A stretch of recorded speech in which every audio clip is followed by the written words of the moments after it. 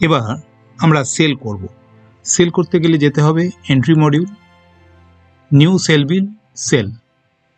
সেলের অপশন হচ্ছে control G. So control G করলাম।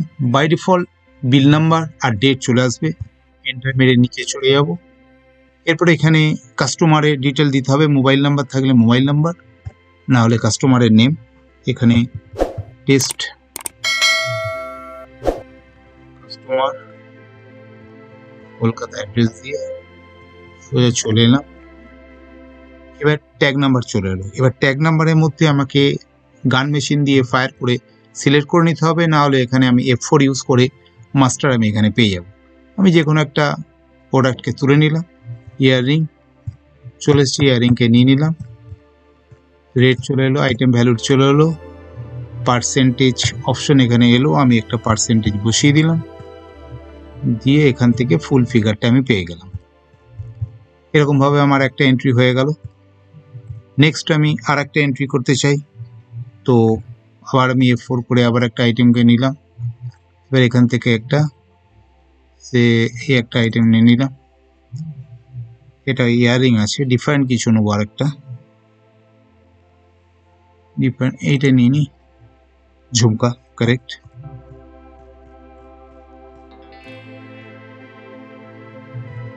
এটাকে 13% করলাম।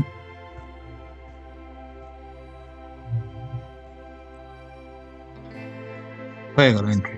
টোটাল আমার ফিগার এলো এইটা। এবার এটাকে যদি সেভ করতে হয় কন্ট্রোল এস মারলে ওটা আমাকে সেভ দেখিয়ে দেবে। যদি আমি শুধু ক্যাশে নিতে চাই তাহলে বাই ডিফল্ট এখানে অপশন আছে, বাই রিসিভ ক্যাশ ইয়েস করলে ও ক্যাশে বিলটাকে নিয়ে জেনারেট করে দেবে। বাট আমি যদি অন্য মোডে নিতে চাই তাহলে এটা নো করতে হবে। আফটার অল আর একটা জিনিস, এখানে আমার টোটাল ফিগার এসছে 1,73,658। বাট আমি যদি এটাকে ডিসকাউন্ট করতে চাই এবং ফাইনাল ফিগার আমি যেটা কাস্টমারকে দিতে চাই, তার জন্য আমাকে এই অপশানে গিয়ে লিখতে হবে কন্ট্রোল জে, একটা অপশন আছে যেখানে আমি ফাইনাল ফিগারটা লিখতে পারি। যদি আমার বিলটা 1,70,000 টাকায় সেটেল করতে হয়, এখানে লিখে দিলাম 1,70,000 টাকা, দিয়ে এন্টার মারব। ও অটোমেটিক ডিসকাউন্ট হয়ে জিএসটি অ্যাডজাস্ট হয়ে যাবে। তো ডিসকাউন্টের টাকাটা চলে এসছে এবং ডিসকাউন্টে এটা দুভাগে ভাগও হয়ে গেছে এই জায়গাটা। তো নেক্সট আমাদের অপশন হচ্ছে পেমেন্ট। এখান থেকে যদি ওল্ড গোল্ড দিতে হয় কোনো কাস্টমার ওল্ড গোল্ড, তাহলে কন্ট্রোল এক্স দেবো, ওল্ড গোল্ডে চলে যাবে। এখান থেকে সোজা এইভাবে চলে এসে এখানে ওল্ড কথাটা লিখে দিলেই ওল্ড গোল্ড চলে আসবে। ওয়েট এখানে সে 3 গ্রামের একটা ওল্ড গোল্ড 20% লেস করে। রেট এখানে রেট 15,000 টাকা আসছে, আমি রেট এটাকে দিতে পারি 14,000 টাকা, যেরকম আমরা রিকোয়ারমেন্ট। 33,600 টাকা আসছে, পার্টিকে আমি বলছি আমি 30,000 টাকা দেবো, তো এখানে আমি 30 লিখে দিতে পারি। ওকে, তো কন্ট্রোল এস মারব। এখানে মারতে গিয়ে দেখা যাচ্ছে আমার ফিগারটা এসে গেছে 29,960 টাকা। ঠিক আছে, এই করসপন্ডিং ইয়েতে। তো আমি এখানে এরকমভাবে রাউন্ড অফ করে দিতে পারি 40 টাকা। এখানে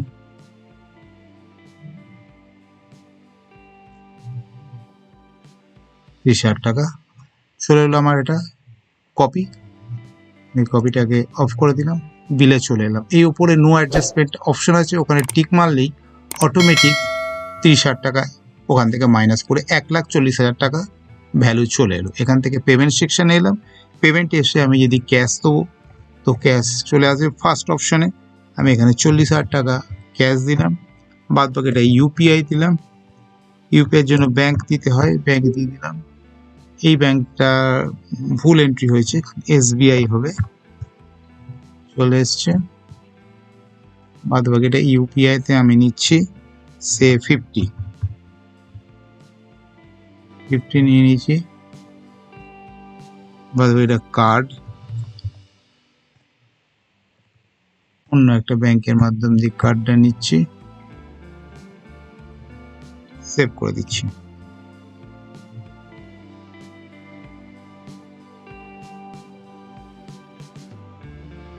সেভ হয়ে গেল, সঙ্গে সঙ্গে প্রিন্ট আউট বেরিয়ে গেল। এই হচ্ছে তার প্রিন্ট আউট।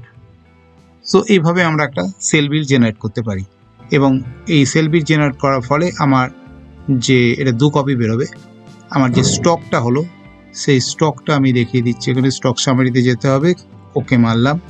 আজকে যেটা ইন হয়েছে, এগুলো ইন হয়েছিল আর দুটো সেল বিল আউট হয়েছে, টোটাল মাইনাস করে আমার টোটাল ফিগারটা দেখাচ্ছে এইটা। 15টা মাল ইন হয়েছিল আর দুটো আউট হয়েছে, 13 পিস আমার স্টক ইন হ্যান্ডে রয়েছে। এই হলো আমাদের সেল বিল। Thank you.